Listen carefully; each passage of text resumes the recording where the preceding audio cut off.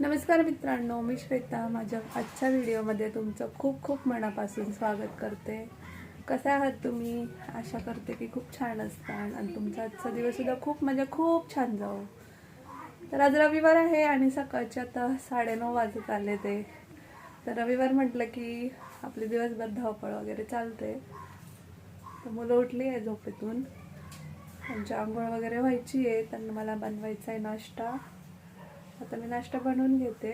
आज नाश्त्यामध्ये काय आहे स्पेशल पुढे तुम्हाला कळेलच.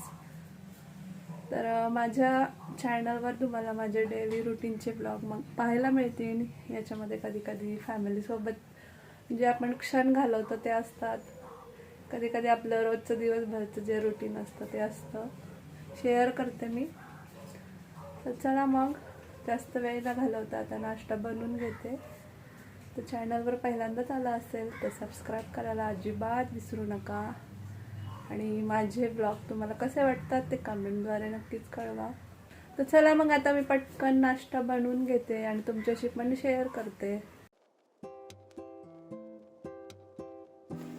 तर मी किचन तसंच गॅस रात्रीच क्लीन केला आहे. त्यानंतर भांडे पण रात्रीच घासलेत. तर हे काम रात्रीच केलं तर सकाळी उठल्यानंतर आपला मूड पण चांगला होतो आणि असं फ्रेश वातावरण बघून आपलं मन पण उत्साही होतं. तर आज मुलं घरी असतात म्हणून म्हटलं चला आज काहीतरी छान असं बनवूया. तर हे सर्व बघून तुम्हाला थोडीशी आयडिया आलीच असेल. तर आज मी नाश्त्यामध्ये काय बनवणार आहे ते मुलांना असं काहीतरी छान सरप्राईज दिलं तर ती खरंच खूप खुश होतात. आज माझा छानपैकी असा पावभाजी बनवायचा बेत आहे. इथे मी सर्व भाज्या कट करून स्वच्छ धुवून घेते. तर या भाज्या आता कुकरला शिजून घ्यायच्या आहेत. तर या भाज्या शिजेपर्यंत आपले बाकीची सुद्धा कामे उरकतात. तर आपण असं थोडंसं कामं केलं तर आपला वेळसुद्धा वाचतो आणि नंतर आपल्याला निवांत बसायलासुद्धा मिळतं.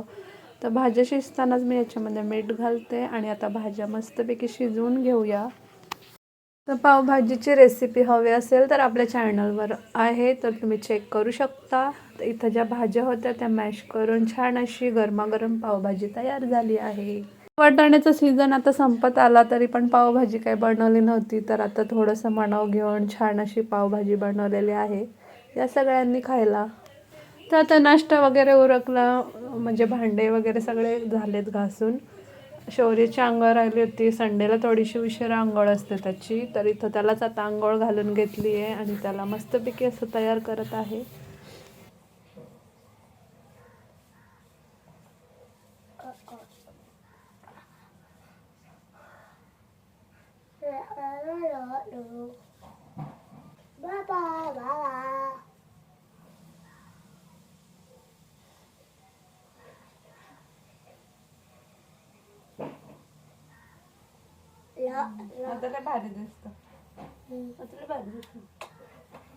आता शौर्याची अंघोळ झाली आहे आणि माझी बरीचशी कामं पण उरकली आहे.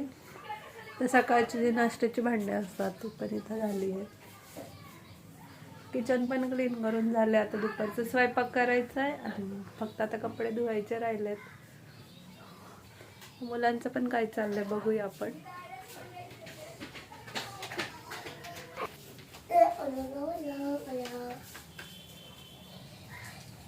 आता दुपारचे जवळजवळ 12:30 वाजत आलेत. इथं बघा यांचं झालाय गेम लगेच चालू. तर बघा दुपार नाही झाली तर लगेच पजल घेऊन बसलाय शौर्य. शौरी काय करतो तू?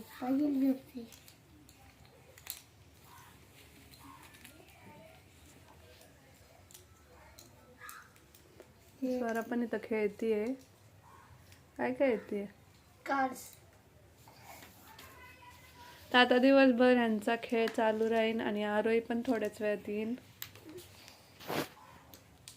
तर आता दुपारचे 3 वाजत आलेत आणि आम्हाला आता भूक पण लागलेली आहे.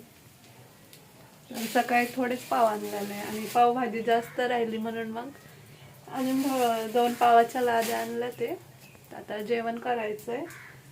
आणि शौर्याचं परवापासून चाललं होतं की मला मंचुरियन खायचं आहे, मग त्यांच्यासाठी मंचुरियन पण आणलं आहे.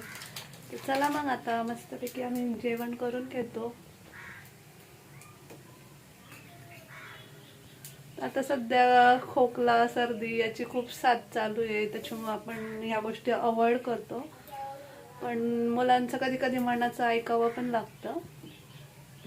आता इथं मस्तपैकी पाव गरम करायला ठेवले. खरं तर मी शक्यतो बाहेरचं खाणं बरंच टाळते, पण कधीतरी असं वाटतं ना मुलांसाठी आपण थोडंसं वेगळं पण बनवलं पाहिजे. इथं मी स्वरासाठी इथं पाव गरम करून देते तिला. मग तिचं झाल्यानंतर मला तर शौर्य काय माहिती खातो का नाही, त्याला मंचुरियनच खूप आवडतं, तर त्याच्यासाठी आणलंय.